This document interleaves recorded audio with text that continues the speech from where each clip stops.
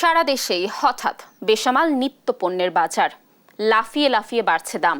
সপ্তাহের ব্যবধানে অধিকাংশ সবজির দাম বেড়েছে কেজিতে 20 থেকে 40 টাকা। ঊর্ধ্বমুখী মাছ, মাংস ও মশলা জাতীয় পণ্যের দামও। এতে নাভিশ্বাস সাধারণ মানুষের। বিক্রেতারা বলছেন, টানা দাবদাহ এবং শিলাবৃষ্টিতে ক্ষতিগ্রস্ত হয়েছে ফসলের মাঠ, যার প্রভাবে কমেছে পণ্যের সরবরাহ। সহকর্মীদের পাঠানো তথ্যচিত্রে টুম্পা আফরোজার রিপোর্ট। সরবরাহে ঘাটতি নেই তেমন কোনো যৌক্তিক কারণ। তবুও চট্টগ্রামের বাজারে প্রায় সব ধরনের মুরগির দাম বেড়েছে কেজিতে 40 থেকে 50 টাকা। গরুর মাংস 800 আর খাসির মাংস বিক্রি হচ্ছে 1100 টাকায়। আমরা যারা পারতেছি কিনতেছি, যারা পারতেছি না কিনতেছি না। গত সপ্তাহে নিলাম একরকম, এখন দেখতেছি অনেক বেড়ে গেছে। চিংড়ি মাছ ধরেন 800 900 বলতেছে, যেগুলো আমরা 600। করলা 80 টাকা, বেগুন 80 টাকা, পটল 80 টাকা, আলু 50 থেকে 60 টাকা। এক সপ্তাহের ব্যবধানে বরগুনার বাজারে সব ধরনের মাছ কেজিতে বেড়েছে 150 থেকে 200 টাকা। ফলে আমিষের চাহিদা মেটাতে হিমশিম খাচ্ছেন সাধারণ মানুষ।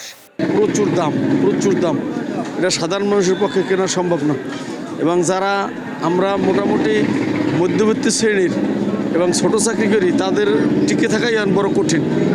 ভোলার বাজারে অন্যান্য সবজির সাথে সবচেয়ে বেশি বেড়েছে আদা ও কাঁচামরিচের দাম। সপ্তাহান্তে কাঁচামরিচ 50 আর আদার দাম বেড়েছে কেজিতে 40 টাকা।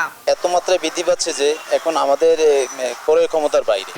দাম নিয়ন্ত্রণে মনিটরিং বাড়ানোর কথা বলছেন ভোক্তা অধিকারের সংরক্ষণ অধিদপ্তর।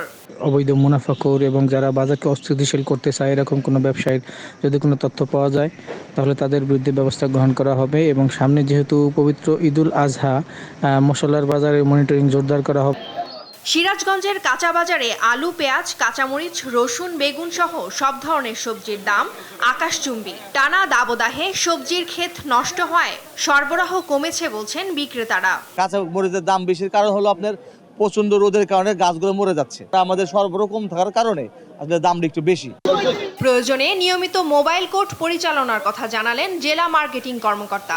আমরা প্রতিদিন সপ্তাহে 7 দিনের মধ্যে প্রতিদিনে রিপোর্ট কালেকশন করি, ডিসি স্যারকে দেই, এবং আমি মাসে অন্তত 20 দিন মোবাইল কোর্ট করি।